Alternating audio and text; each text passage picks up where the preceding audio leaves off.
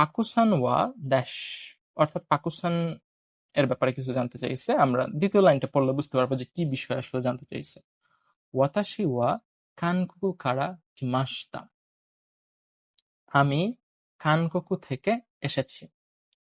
তার মানে কি, তার দেশ সম্পর্কে জানতে চাইছে। কানকুকু মানে কি, সাউথ কোরিয়া, দক্ষিণ কোরিয়া। যে আমি দক্ষিণ কোরিয়া থেকে এসেছি, তার মানে এটা একটা দেশ, তাহলে তার দেশ সম্পর্কে জানতে চেয়েছে, তাই না? তাহলে এখানে কি আছে, নানতো ইমাস্তা, পাকুসান কি বলে? এটা তো হয় না তার অ্যান্সারে যে আমি দক্ষিণ কোরিয়া থেকে এসেছি। আরেকটা আছে কি, ওয়াকারি মাস্কা,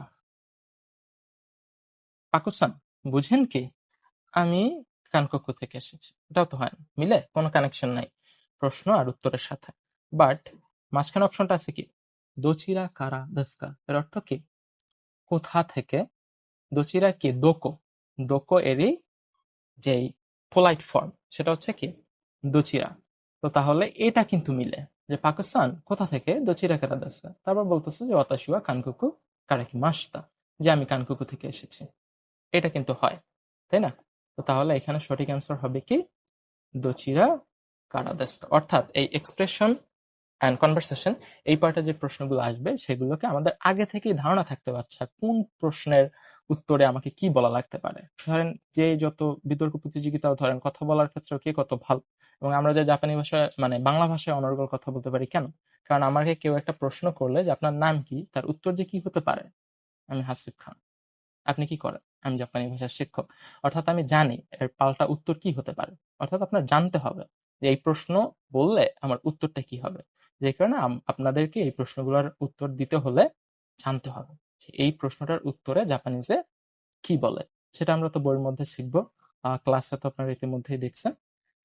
তো এই হচ্ছে আমরা লেসন 1, 2 এবং 3 থেকে আমরা এই প্রশ্নগুলো সলভ করলাম। এবং এই টাইপের প্রশ্নই হচ্ছে জাপানি ভাষায় আসবে।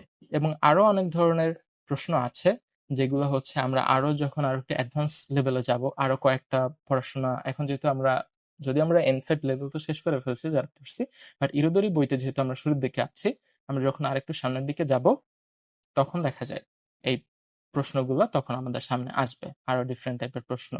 তো আস্তে আস্তে এই প্রশ্নগুলোর সাথে নিজেকে ইউজ টু করে নেওয়ার চেষ্টা করেন। এবং আজকের ক্লাস কেমন লাগলো সবাই জানাতে পারেন। এবং পরবর্তী ক্লাসে হচ্ছে আমরা এর পরবর্তী যে লেসন আছে, লেসন 4 এর প্রশ্নগুলো নিয়ে আমরা আলোচনা করব। এছাড়াও কারো কোনো যদি কোনো প্রশ্ন নিয়ে চান যে আমি আলোচনা করি,